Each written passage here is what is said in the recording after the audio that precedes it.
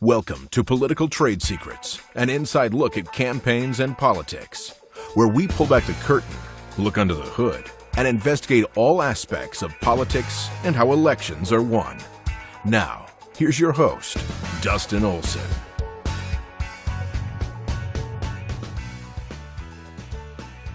Hello, I'm Dustin Olson, and welcome to Political Trade Secrets. We're very excited to have you. We are streaming across the internets on all sorts of different platforms today, and looking to bring you all of the best tips, the pro tips, everything that you need to run a successful campaign, and also just be a political leader in your community, whether you're in office or you are somebody who just decided you want to take on an issue and make a difference. And that's what we're here to do. And I'm joined with Sean Bartley, my co-host, who is going to be here for the next hour or so. And we are also joined with, here in a moment, we're going to have Ryun, who's an all-around good guy. He's the CEO and founder of Campaign Sidekick, which is an amazing campaign technology. We'll be talking about that and talking about how Republican campaigns can use campaign technology to make a difference on their campaigns, as well as he was the former deputy political director for the Republican National Committee and has a lot of experience across the country with political campaigns, in particular the Grassroots. So with that, Sean, how are you doing today? I'm doing great. I'm looking forward to the conversation and talking about how we can all get better connected with voters. Yeah, totally. And that actually leads us into one of our sponsors today. You know, what do you carry with you all the time? That's right, your cell phone. With 10-cent texting, you can use their highly rated, trained staff to connect directly with voters who need to hear from you most. Visit 10centtexting.com to schedule your free consultation and create your plan to have your text messages sent quickly, richly, and legally at a budget that works for every campaign. Awesome. Well, thank you for that. And one thing I wanted to share before we get started, so whether it's our businesses or the Political Trade Secrets, we really are looking to help people be political leaders. And that's why we started this. And a lot of people are afraid of running for office because they don't know how to do it. They don't think that they can make a difference in their community. And our hope is from doing this. In particular, I'm excited about the conversation today because you can be very active in your community. And really all it takes is to show up. So we're here to help you with that so that you can be the political leader that your community needs. And with that, we will move on with the show.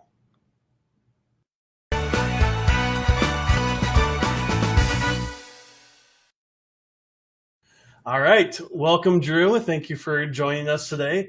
It's an honor to have you. It's good to be here. I love chatting politics, and I'm interested to see which rabbit holes we go down and how much we can walk out on politics, grassroots, technology, data, you name it. Let's go for it. Yeah. Well, I really first just want to get to know you a little bit better. Run across you over the years. I did a campaign back in Kansas in 2008. Right. And that's where you grew up, right? Yeah, so actually born and raised in Santa Barbara, California, but my dad has very strong Kansas roots. So when I was almost 9 years old, Dad moved the family back to Lawrence, Kansas, where he went to college. He's originally from Wichita. So a lot of formative years in Santa Barbara, but a lot of growing up years, including high school, and then eventually from Lawrence High to the University of Kansas there in Lawrence, Kansas, before heading back to Washington, D.C.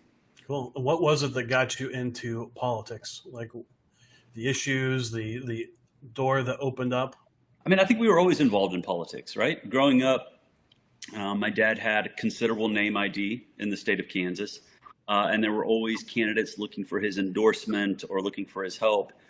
I mean, I remember licking envelopes and for candidates when I was 10 years old. I remember going door to door for candidates when I was 12 years old. And trust me, Kansas being high plains can have some really crappy weather in the fall. Mm-hmm. But we were still going door to door knocking for candidates. I think early on we were very much engaged in politics. And then that engagement grew and became much more personal in the sense when my dad ran for and won a seat in Congress in 1996. So kind of one of those things where we were always engaged in politics, and then kind of going more to the national stage when he was elected in '96 and was in Congress for 10 years. Yeah, I was really pleased to see that President Trump honored your father with the is it the Medal of Freedom? Is that Presidential right? Medal of Freedom. Yep. Yeah, that's so cool. What's that been like for your family? I mean, it's a great honor. I mean, Dad ran in 3 Olympics. He held 6 world records. He won every sports award on the planet. That I think is a crowning achievement for him, right? It's icing on the cake, so to speak. And I love to see it for him to be honored, especially when, generationally, he may not be, the headliner of today, but I run into a lot of folks in politics that are in that 50, 60, 70-year-old range, and they know his name. Right, because he was on 7 covers of Sports Illustrated. He was on the cover of Newsweek and Time. So it's really cool, though, to see a newer generation, so to speak, in some way be introduced to him, and then have the opportunity to go look and see why was this guy awarded the Presidential Medal of Freedom. So it was a great honor. I imagine that means that sports runs pretty deeply in your family. It does, on both sides, actually. My mom's brothers were all D1 athletes, whether it was baseball or football. And then obviously with my dad and his running career. So we kind of have it on both sides. And it was a lot of fun growing up playing competitive sports. I think there's a lot of life lessons that you can learn, not just in success, but also failure. And I very much love having my children in sports. Would love to see them, yes, succeed at some level, but also love the idea of the discipline of showing up at practice, the discipline of practicing on their own. And as I explained to one of my children the other day, it's not about you being better than everybody else. It's about you becoming the perfect version of you. And a lot of that takes place with doing a lot of the work when nobody's watching, so that when the time comes to perform, you can actually perform well. Yeah. Go ahead, Sean. What have you seen are the lessons that you've been able to take from competitive sports and your family's background in it, and see that translated not just in political campaigns, but also in some of the work you're doing now? I mean, I think kind of some of the stuff I just said, Sean, just that personal discipline, being able to do things. My work day will sometimes start at 4:30 in the morning. It's really before anybody else, so I can actually get some stuff done. But the discipline to get up and write and go through. I keep a bullet journal, so if any of you listeners are bullet journalers, I'm one of you as well. But the idea to basically systematically go through and organize and give our programmers a roadmap, chatting with our Chief Technology Officer, Darian Raffi, just the idea of just purposely implementing a roadmap, right? In athletics, you always set goals. You basically write out a training program to achieve those goals. There are a lot of similarities, I think, in the work that I do of, okay, this is what we're trying to achieve. These are the big goals. What are the milestones along the way that we have to achieve to get there? And I think when you think of it more of the mile markers along the way, instead of being, having your mind blown from, okay, we're trying to achieve something really big, putting it into bite-sized chunks, right? And taking each one along the way. I think that's something very much that I've learned from athletics. But also just this idea of a roadmap that you can look back on and go, this is how much we've achieved. But then also that roadmap looking forward and going, okay, and here's where we want to be next year, in 5 years, in 10 years. And I really do think that far down the road of where we want to be, other verticals, different things that we want to be doing. And some of that, I think, comes back to the discipline of putting something in place to achieve the big goals. Yeah. From sports, one of the things that I think has been a big leap forward for us in our campaign consulting is we implemented a campaign scorecard for every campaign where we actually score ourselves on a weekly basis. And we say that if you get above 80%, that's a winning week. If you don't, then that's not working out quite the way you want it to. But it really has a lot more action happen on the campaign, and really has made a difference. And I have to say, I'm from the eastern plains of Colorado, so the flat part, much like Kansas. And every once in a while I go home and I see one of my old football coaches quite often. And I tell him probably more than anything else I got in my education, like what I learned from him as a coach is what I bring into politics more than anything else, learning how to compete, because that's what we do. We're always competing. Right. And we're competing as businesses as well. Yep. And I'd love to hear like how campaign Sidekick came about, and your experience at the Republican National Committee in 2002, all the way through 2020, and that journey that you've been on? So, once I graduated from the University of Kansas, shortly thereafter, a good friend of mine, Timmy Teeple, I was back in DC doing a summer internship, and he said, we've got this new database technology coming out from the Republican National Committee called Voter Vault. And now in hindsight, obviously I would tell my older self, as soon as you heard Voter Vault, run. But I will say, in defense of those of us that were part of that initial generation of Voter Vault, right? It was the idea of the Republican Party having a national database that we could enrich, that we could build off of each election cycle, which is part of my theory of politics. Is the more you know about the voters before the election season even begins, think of it in the sense of football. Mm-hmm. You want to have that football inside of your opponent's red zone when you hit Labor Day. And that is a lot of the work that you've done before that. And so this idea that, voter contact just starts on Labor Day, one, I think, is something, unfortunately, that a lot of Republicans have bought into, right? Mm-hmm. Whereas I think the other side of the aisle has done a great job in going through, enriching their data, keeping this voter contact constant, running a constant campaign. So I think for us in 02, and me, again, being kind of an independent contractor in the 02 cycle, just kicking the tires on the system, it was the idea of how do we build out a national database? How do we begin this process that we can then grow each election cycle? So we know exactly who our end-of-bank voters are, and we can start chasing folks that are on, that are disengagers or kind of leaning away from us, or these strong independents that we just have to make the case to. So in 02, I was recruited, went out and ran GOTV. We had the 72-hour program, is what it was called back then, that which rolled into the 04 and 06 election cycles. And it was the idea of, okay, how do we take these universes of voters? How do we turn them out? How do we sweep through these targeted precincts? And I got dropped into the Missouri Special with Jim Talent and Gene Carnahan. Those that know their political history know that in 2000, Mel Carnahan, the governor of Missouri, had unfortunately died in a plane accident running against John Ashcroft, the then senator.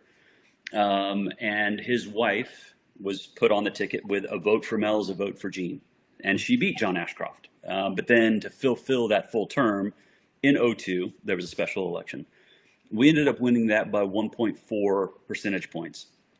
And that was just a great introduction and experience for me of how valuable grassroots actually is, going and knocking on people's doors, making the phone calls, making sure that, frankly, in the right sense of the word, you annoy the heck out of people to get them to actually show up and vote. Because in spite of what folks will have you believe that, that voting is a right and a privilege and they'll take advantage of it, it's amazing to me how few people actually vote. So for us, in a sense, properly pestering people and getting them out the door to vote, that was an eye-opener.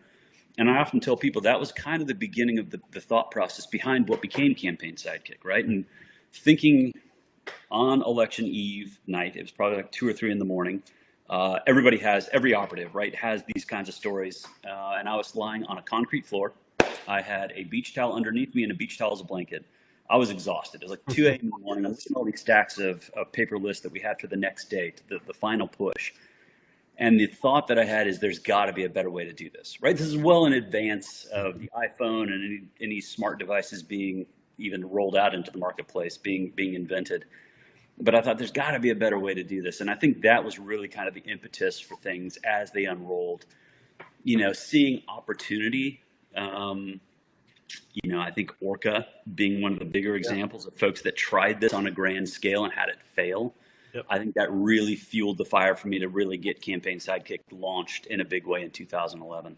I'd like to talk about that in just a second. I'm curious, going back to that time frame when you were at the RNC, that was a really important time where there was a cultural shift in the Republican Party. Big time. As I can tell.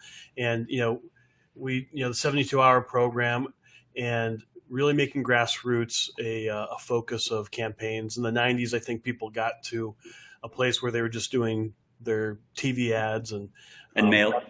Yep, and mail. That was the campaign for Republicans, right. And there was a cultural shift at that time. Who would you say were some of those leaders who are really you could credit with making that difference? I have to give a lot of the credit to my old boss, Blaze Hazelwood. Yeah. I think she is one of the sharpest operators out there. Thrilled to work for her in 02 and then with her as one of her deputies in 04. But somebody who understood the nuances and the importance of data and how we use this in politics and how that ties into actual grassroots efforts. There are other names out there that I could mention, but, don't want to water down the credit that Blaise's actually do, because I think she was very instrumental in that, as you said, a cultural generational shift for the Republican Party into putting importance on data, how we use it, how we store that data, and how we can use it going forward. Yeah. And field testing, that was another big thing that she brought about. And it sounds like you're a part of, and even to this day, and modeling, all that stuff. Like I love working with her team. She has, to this day, Blaise, I think, is one of the sharpest in the business when it comes to data and modeling. Her team is fantastic. Tim Saylor, Justin Johnson, Nick Lawrence, and on down the line. It's just a great team that understands, again, the importance of data and how it can be used effectively to win campaigns, especially as we see, look, I mean, I think there's always that conversation of how big is the middle, right? We've got our polar opposites. We've got the right, we've got the left, and we've got the middle.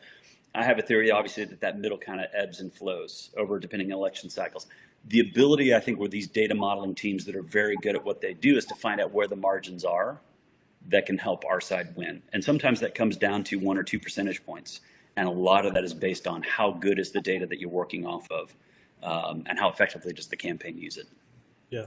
Hey, have you been surprised over the years? I mean, the work that was done in 02, 04, and 06, and then it seemed like we, as conservatives, as Republicans, we ended up in a bit of a dark hole for a little while, and then really a resurgence again of data. Is that are you surprised about that, or do you think that's kind of a natural cycle that each side battles with? That's partly a loaded question. Let me think how I want to answer this. One, I think it begins with, I think everybody is constantly in pursuit of a silver bullet in politics, right? They want to find something that's easy to do. There's nothing easy about grassroots. Yeah. There's nothing easy about using data well, right? This is really the blocking and tackling of politics. But as I tell folks, there are no silver bullets in politics, right? The fundamentals win. But it's hard to pull off the fundamentals, right? As I tell a lot of campaigns and candidates, I always ask the question when I do candidate training schools, what are the 2 resources you'll never have enough of? Inevitably, somebody pipes up and says money. I'm like, no. You'll have plenty of money if you actually have a good campaign plan. What you will never have enough of as resources are time and volunteers. It's hard to put together an effective army of volunteers and say, okay, I need you to go knock 100 doors, and then actually track them and say, all right, they did knock their 100 doors and they canvassed 20 voters, and here are their answers that we can now roll into other models going forward. I think one of the other reasons and other ways that the Republican Party, in a sense, got off track from that is, again, kind of going to that silver bullet, is there are always different folks out there that say, if you pay us enough money, we can give you the silver bullet.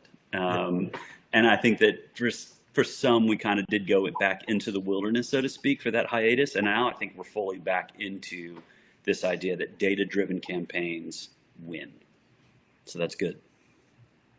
Well, I'd like to talk a little bit more about the app and everything it does. Yeah. We, as you know, have a canvassing company, Grassfire, that does canvassing, petitioning, and live calling. And one of the things that we love about Campaign Sidekick is that you have a lot of great tools, but you also can get down to like where your canvassers are, actually knowing that things are happening. Because there's a lot of problems in the canvassing world of like you don't actually have things happening that you think are happening, and you're actually able to track that. Yeah, so I mean, there are a lot of things that we can kind of unpack here, Dustin. I think one of the things is if you're going to recruit volunteers, if you're going to take that time to recruit volunteers and then put them out knocking on doors, you want to know that they're actually knocking on doors and collecting accurate data, right? You want to have accurate data upon accurate data upon accurate data, because if somewhere in there you have a hiccup and you have somebody sitting at a corner Starbucks, you don't know where your data got corrupted. And you can't put together a good get out the vote plan because your data is sketchy at best. Yeah. I think when it comes to the paid door knocking teams, especially, which I see a resurgence of as well, right? We're seeing a lot more of these paid door knocking teams. They're out there. There's the expectation you're getting paid. You need to actually complete the job. For us, it's the accountability of you're being paid well, either by door or by hour, however they've set their contract up. It is contingent upon you to have the right kinds of workers to knock the door. And for us to be able to put these accountability components in Campaign Sidekick, one, I think it reassures clients. It reassures different campaigns, right, that the data is being collected accurately. But also for us, it's the opportunity to say, We know 100% that every piece of data that's coming into your campaign Sidekick account has been collected accurately, or after having done an audit, you may go through and toss out these walkers' data that they've collected because we do not feel confident in it. So I think that's a big component of campaign Sidekick, and then obviously the ease of using the system, but we can get into that later. Yeah. So when you started campaign Sidekick, clearly where you are today is different than where you were when you started. That's something that I've noticed, is that you definitely are iterating, constantly working on it. Yeah. How do you, as a business, like, go about that process to constantly be getting better and improving the tools? I'm sure you've learned lessons from past technology fails Yep. from other folks. So tell us a little bit about that process. So, I mean, I think you always have to know that there's an opening, right? You can't tilt against windmills. And I distinctly remember this conversation with my wife. I want to say it was the spring of 2013 or fall of 2013. And she came into the house and she said, hey, our credit card got declined. Do you think we've been hacked? I'm like, no, we've not been hacked. And usually she and I have a lot of conversations about how we're using our money and so forth and so on. So she's like, well, I tried our second credit card and it also got declined. I'm like, well, I think now at this point we need to have a conversation. I'm like, I saw an opening where I think campaign Sidekick, if we charge through this opening as a small company, we have an opportunity at the national level because nobody is doing things the way that we're doing them. And as a side note, it's always a great moment when you've done something without having a conversation with your wife, but you explain to her everything, and then you look at her and say, do you trust me? And she says, yes. And I told her, I'm like, look, I do see two exit ramps, right? If something goes sideways in this plan, I do see where we're not going to be bankrupting ourselves. Yeah. And it was fun in that sense because there were many all-nighters that I pulled at the beginning of campaign Sidekick, and she would stay up with me. Put a pot of coffee on, and she'd stay up and read. And I would just hammer through stuff to make sure that we were ready the next day. I think for us as a growth plan, I think that one of the things that was the best thing that could have happened to us, I wanted to break through one election cycle before we did on the national level, was the fact that we didn't. We had to earn our stripes in the trenches with local campaigns, whether it was city council, school board, state ledge races. And I think along the way, failure in a sense became success, right? We could fail in some ways out of the limelight and go, okay, how did we fail and how can we turn this into a success? What did we learn that we can now basically go back and say, we will do better on this front next time? And a lot of that deals with, I mean, I know no other way to say it, but a lot of coding EKGs where you go through and go, okay, this is where we had a mistake. How do we go fix this component and make it better? And I think for us, you know, I always had in mind size and scale. I was never going to stay at the local level. I knew where I wanted to be 2, 4, 6 years from that moment. And we were always constantly on that trajectory. Me continuing to pitch, the programming team and Darian Raffi continuing to develop, and us having that really sweet nexus of, okay, this is where we're going with the product. Here's what I need you guys to do so that when we hit 2020, or at this point 2019, we'll be perfectly positioned to be on the national level. So there are a lot of things that we learned along the way, you know, going from a web-based app into a hybrid app like Ionic. That's our back end that we use for our app, Ionic 5 now. Just a lot of stuff of how we built our back end, going from a MySQL to a NoSQL, how we structure our data, how that data is ingested, how it's exported, so forth and so on. There's a lot of things that if you're committed to doing something and doing it well, you're okay with failure as long as you turn that failure into success, and you're okay with the minutia. And honestly, trying to perfect yourself out of the limelight when nobody else is watching. And I cannot say enough about that. Mm-hmm. What a valuable experience that was for me, but also for the team as well. Yeah. Well, the Orca thing that we mentioned earlier, that's the case of they went on the absolute largest stage possible to do the first thing. And you don't have the opportunity to fail and get better. I had a conversation recently, Dustin, with somebody, and they wanted us to try something very big. And I said, I have a lot of confidence in my team, but if you're going to try something that big, you have to have the opportunity to really kick the tires, because in the end, we're talking about technology. We're talking about programming. You can stress test the heck out of something internally, right? And we do a lot of stress testing. But as I tell my team, I'm like, we cannot let the good or the perfect become the enemy of the good. I'm like, eventually you have to throw a product out into the open marketplace, let, in a sense, get beaten up, quickly respond to the feedback coming back in, fix the bugs, and move forward. You cannot do something like that if you're still programming the night before, which I to this day think the team behind Orca was doing. And then to try and pull something off on election day for a presidential election, you have already set yourself up for failure before that even happens. Well, I want to mention that we are on all the different platforms, and people can post questions. And I think we may already have a question from somebody. Is that right, Sean? Yeah, we do. One of the questions, we actually had this come in on Twitter from a private message, and it was, in the world where it seems like money and the ability to fundraise is the only factor in success of a campaign, how can a good ground game still win an election?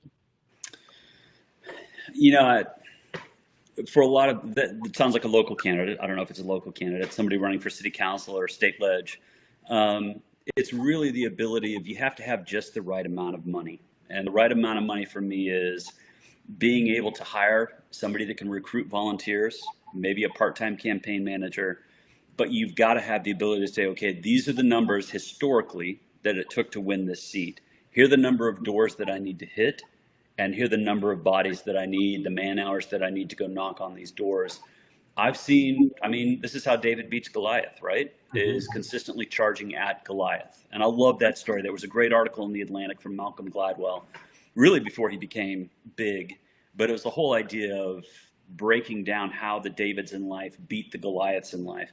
And there's this one part where he talks about, historically, David charged at Goliath because he was confident in what he could actually do, and that was throw a rock with his sling very accurately. So I think for a lot of these local campaigns that don't have enough money, getting off the ground with a good campaign plan and building that pyramid correctly, starting with grassroots, starting with the number of votes that you need, and then getting enough volunteers to go knock on those doors. You don't need the most money in the world. You do need some money, though. Money is the mother's milk of politics. You need some of it to win.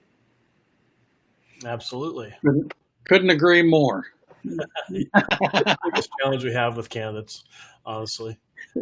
It's hard. It's hard, right? Like, dear candidate, you need to go call people and ask them for money. And it's something that you either have to discipline yourself to do, or you actually have a talent for.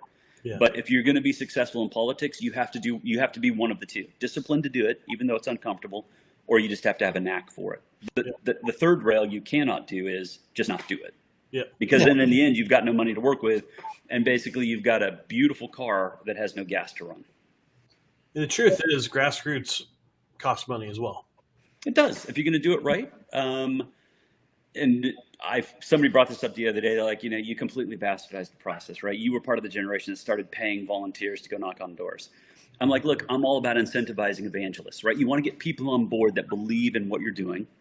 Yeah. But more and more these days, people like to get paid to do the right thing. I'm like, that's just the fact of the matter. So, if you're out there paying a bunch of, high schoolers $10 an hour to go knock doors, or you're bringing in a paid door knocking team and you're paying X number of dollars per door, these are the things that actually make campaigns successful in this day and age.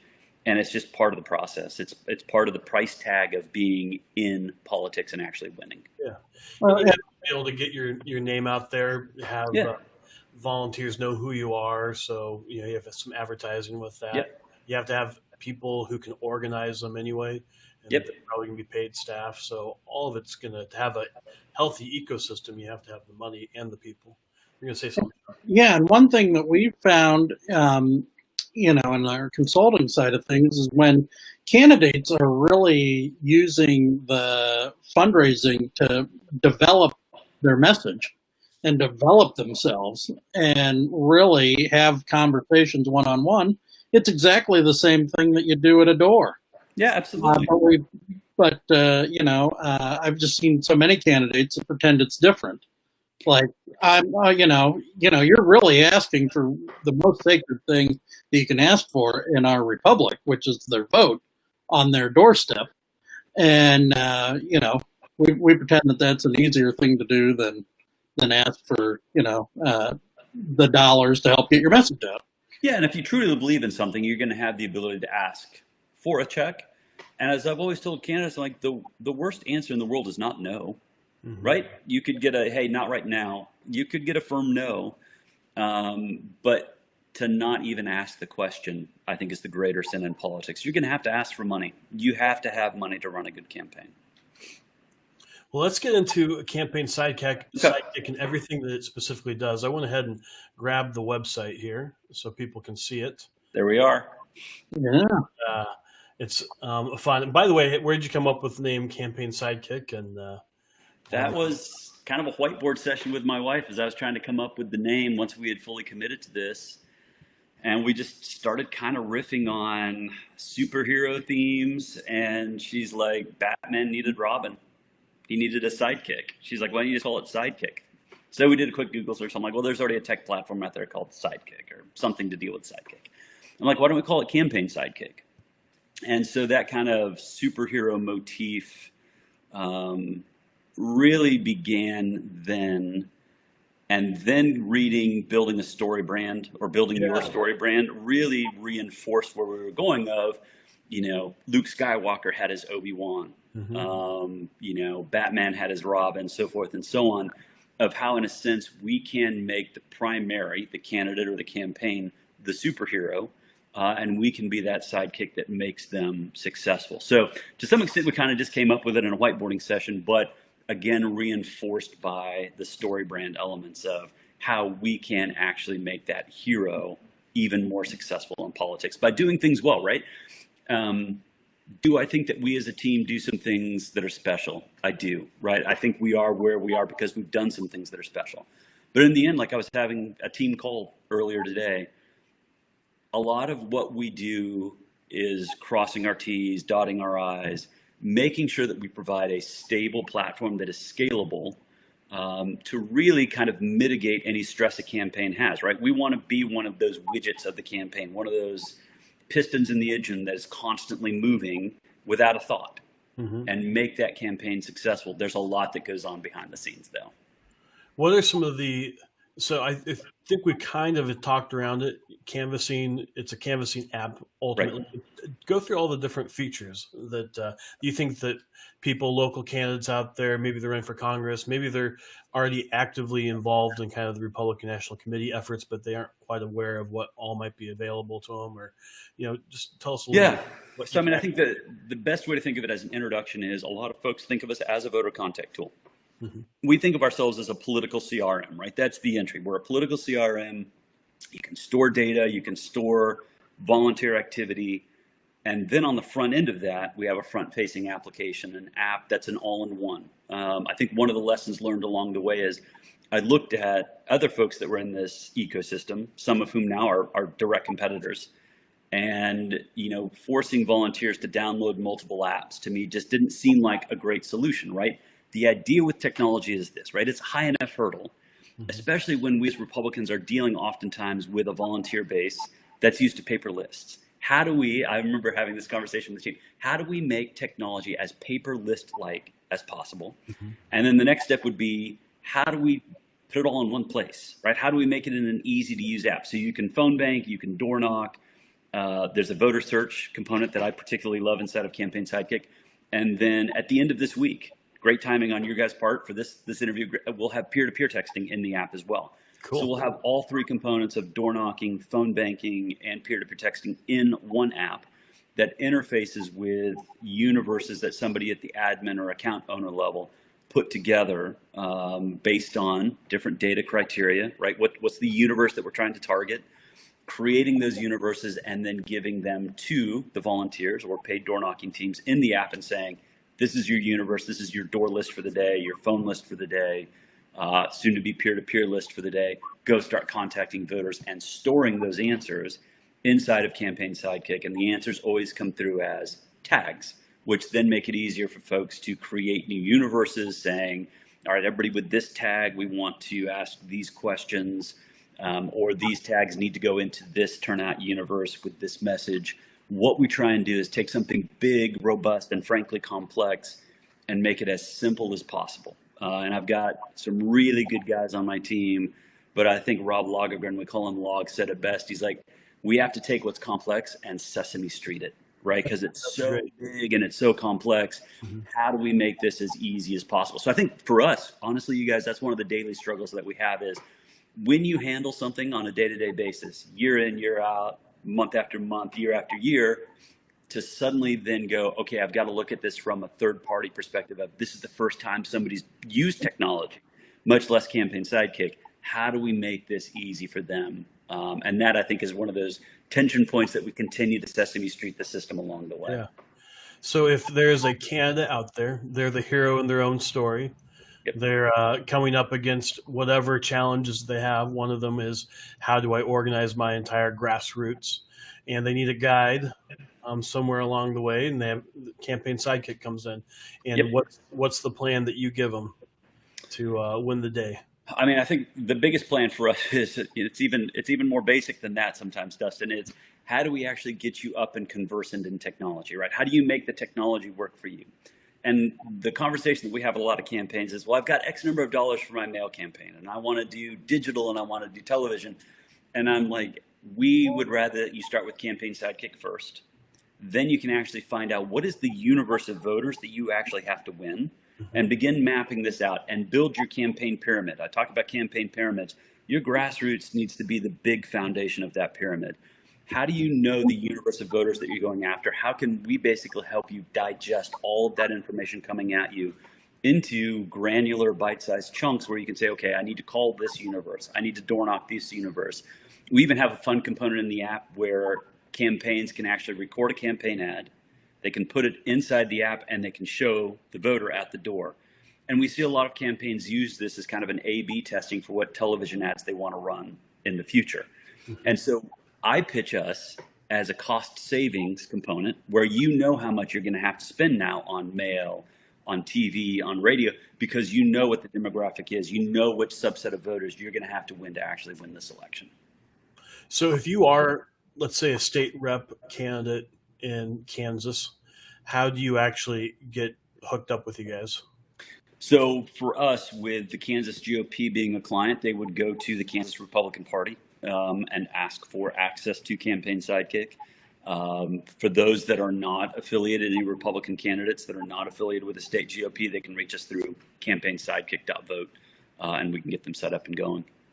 So you guys have had some amazing growth over the last year, really, last 2 years. Last And 2 you're years. pretty much partnering with Republican Party apparatus across the country. We partner with a lot of them. And I think really a breakthrough moment for us, Dustin, was life. I'm a big golfer. I love golfing. Sometimes I'm good at it. Sometimes I'm not. I'll be completely honest. Sometimes, at one point I was down to a 3 handicap. I'm probably not anywhere near there right now. But I love Bob Rotella's books. Golf is not a game of perfect. And he talked about taking calculated risks. And along the way, we took some really big calculated risks. One, which was taking Brian Kemp's campaign in Georgia in the 2018 cycle. And that I think is one of the best stories of data, a good data modeling team, WPA Intel was that team, working with a campaign that was committed to using good data, and then having a vehicle, Campaign Sidekick, within which to use that data, right? That was kind of the trifecta, I think, of a really good campaign. It's committing to data, good data models, and then actually having a good vehicle. One of the other big risks that we took was doing the independent expenditure for DeSantis in Florida. And that was big. But I also knew inside of that, we even took, so it was a big risk up front. Then we took some calculated risks inside of that, where I knew that if we pulled this off, and I remember telling my team, I'm like, guys, we pull this off, we're going to have decidedly different conversations with national entities come January of 2019. And we did.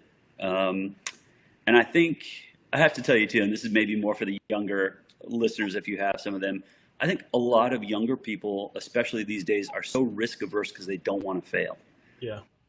And I knew there was a chance that we could spectacularly fail, but I had confidence in the team, right? We had been doing this year in and year out for so long.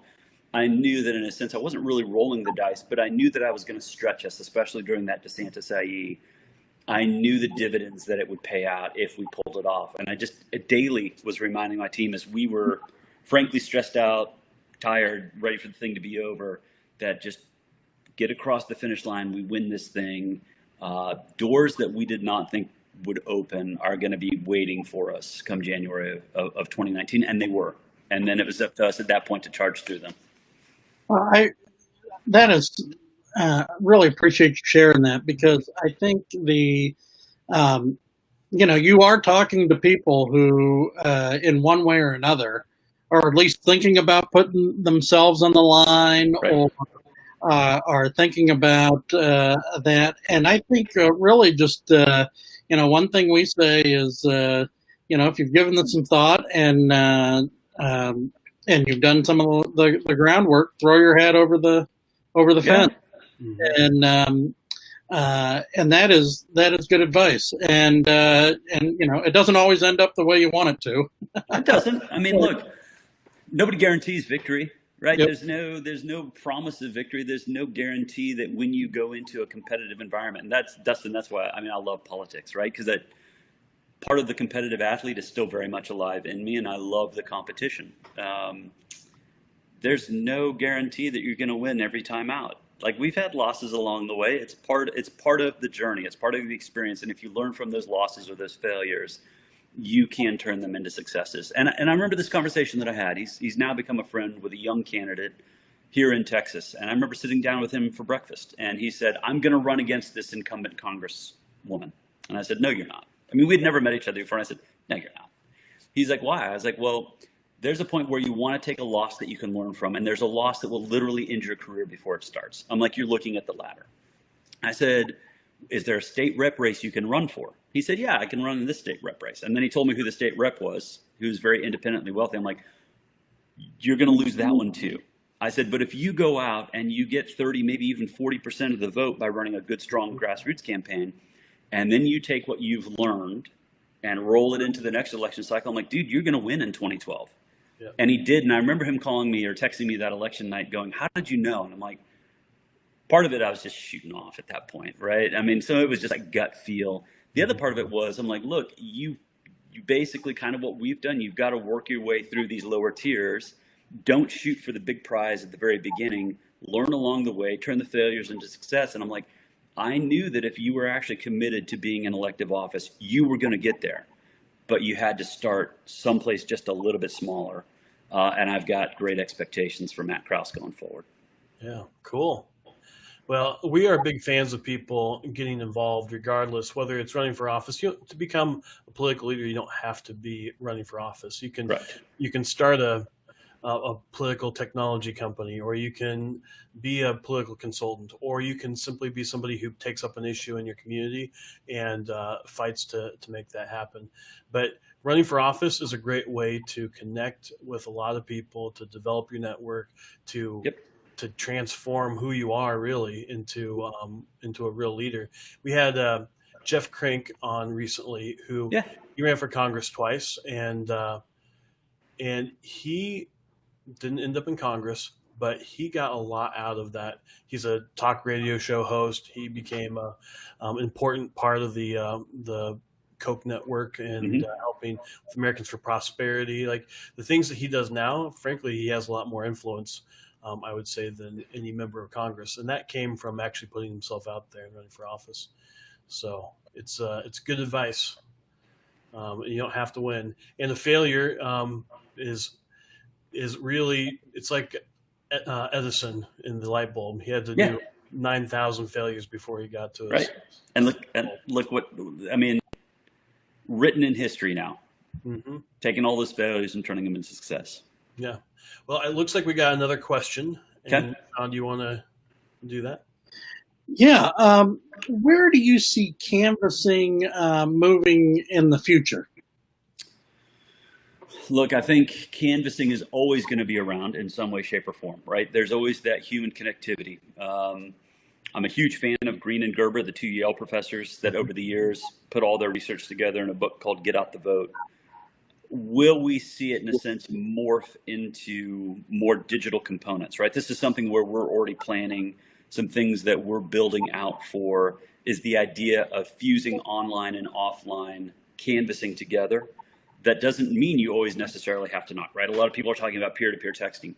We have some ideas where you're basically always going to have that personal one-on-one touch. I still think it's most effective at the door. even in spite of COVID. But we're going to see that morph into something that is, I think, much more specific and much more tech-based, even more so than just in an app. So I think canvassing will always be around. Will it look different 4-6 years from now?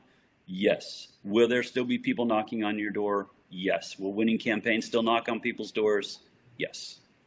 Do you think that maybe it might become even more important as people are really experiencing their lives just through their phone and through a television, that kind of interruption in a good 100%. way? You're breaking through on a human to human level.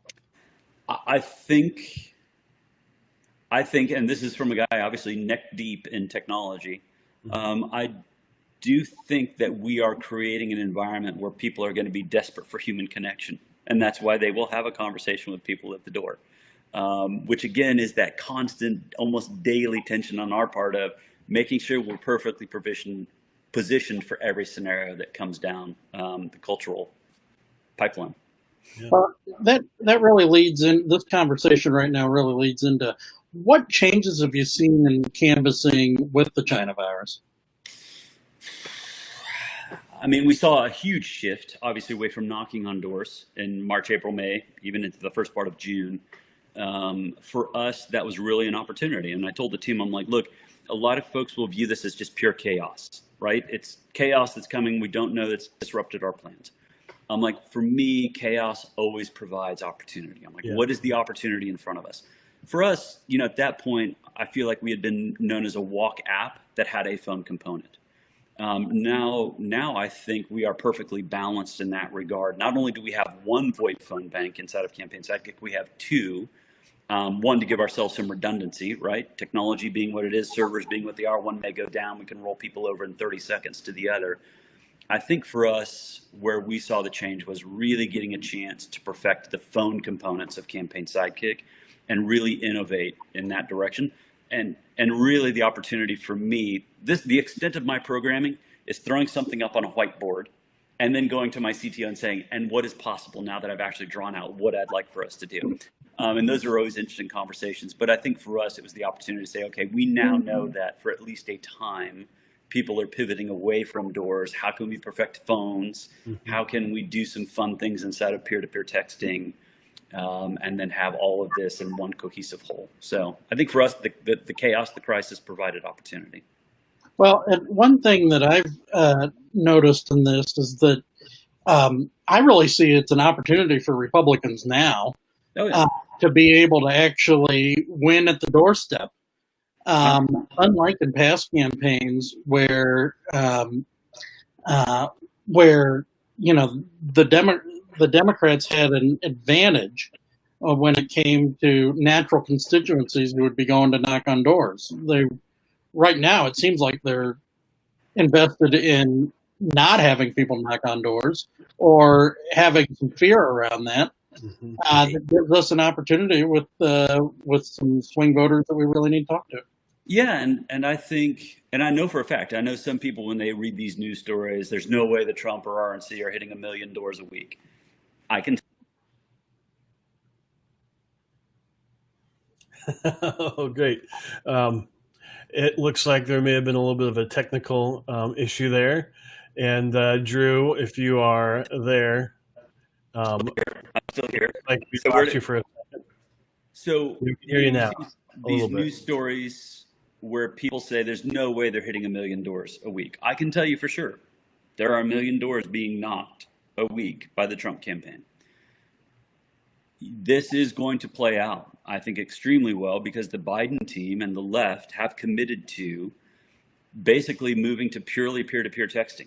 And I can tell you that phone appends and whatever rabbit trails we want to go down when it comes to phone numbers, cell phones, landlines, the accuracy of them, it's a little bit of a dark science, right? It's not completely perfected. So if you're not running on all three rails, doors, phones, peer-to-peer texting, you're opening yourself up for failure. And I really think now, again, politics being what it is, I could be completely wrong come November. But I really think where things stand right now, if this becomes a ground game turnout, the Biden team has already set itself up for failure. Yeah. We completed a petition project this summer, which was we started out at a time that it was hard to.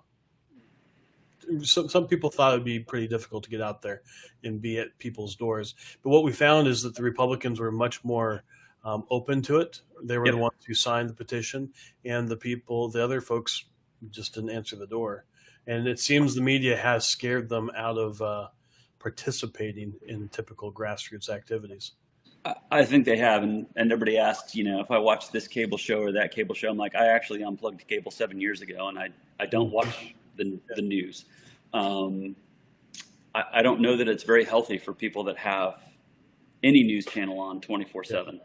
But also, I do think that the media is impacting one side of the aisle. Well, they're basically impacting both sides of the aisle, but I think they're impacting negatively one side of the aisle to where people are terrified of their own shadow right now over this whole COVID thing. That makes sense. We're going to just take one more question from the audience. Mary sent this in. How do you craft an effective message for a volunteer to deliver in person, over the phone, or digitally? Make it simple. We see a lot of initial campaigns that come to us with, the 15 best questions that they want to ask a voter.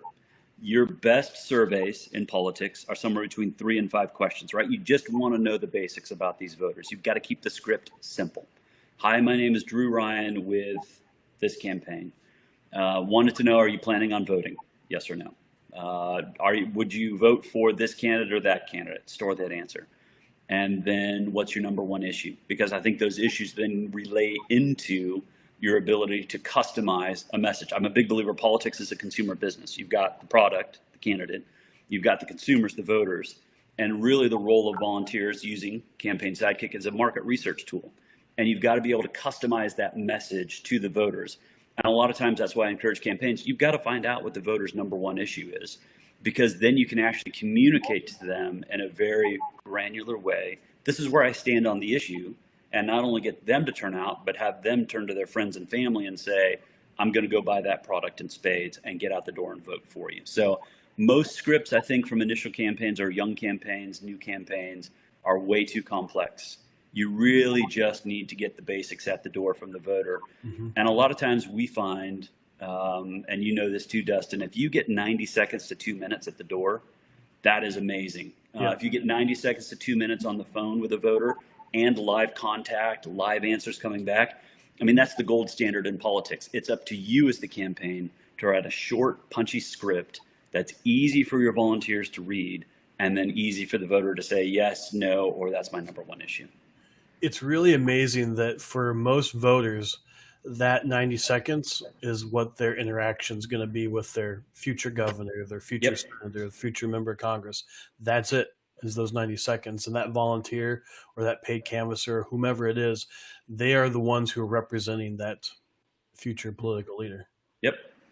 And are there any tips or tricks that you have? Simple makes a lot of sense. Any other tools or tips as to how to, one, get the person to answer the door, or to answer the phone, or to stay on with you a little bit longer? One of the things that I have discovered over the years, and this is kind of a flavor, some people like it, some don't. I really like to set the expectation for the voter at the beginning of the conversation. Do you have 60 seconds to answer a couple of quick questions? And then suddenly the voter's like, great, thank goodness I don't have to stand here all day long answering your questions, right? They're thinking anybody can take 60 seconds to answer a question. I think it's important to set the voter's expectation at the beginning of, I just need to ask you a couple of questions and it'll take you 60 seconds. That's it. Great advice. And it's an awesome way for people to get involved. I think a lot of people feel powerless in politics today across the country. And this is a way that you can actually be causing the matter of making your country a better place and being involved in the process. Honestly, I think the fake news would have less impact on you if you were actually out there volunteering for a campaign, knocking on doors, actually doing something about it. It gives you a sense of power that you can actually have an impact. Yep.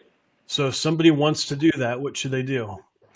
Look, reach out to us at campaignsidekick.vote. Go find a local campaign that you believe in, right? Politics is local. Get plugged in at the beginning with a local campaign. Go commit to knocking 50 doors a week, Mm-hmm. and walk out there and start having that conversation with your neighbors. There is no better voter contact than neighbor to neighbor. Yeah. And the app can help you do that, right? For a campaign. And the app can help actually you get do that. into your neighborhood. That's so Absolutely. awesome. Well, thank you very much, Drew. Is there anything else you want us to know? No, I mean, the last thing, and Sean, you talked about that as well. I think there are a lot of people out there that wonder how they can play in politics. Dustin, you mentioned this. One, it's volunteering. For those of you thinking about running, find a local race where you can have an impact. A lot of these races are won with just a few hundred votes. The first step is actually getting engaged and putting your name on the ballot and going for it. And you'd be amazed at what doors will open when that happens. That's awesome. Well, thank you very much. And thank you, Sean. And thank you to Grassfire and TencentTexting.com. And thank you all. And we will see you next time.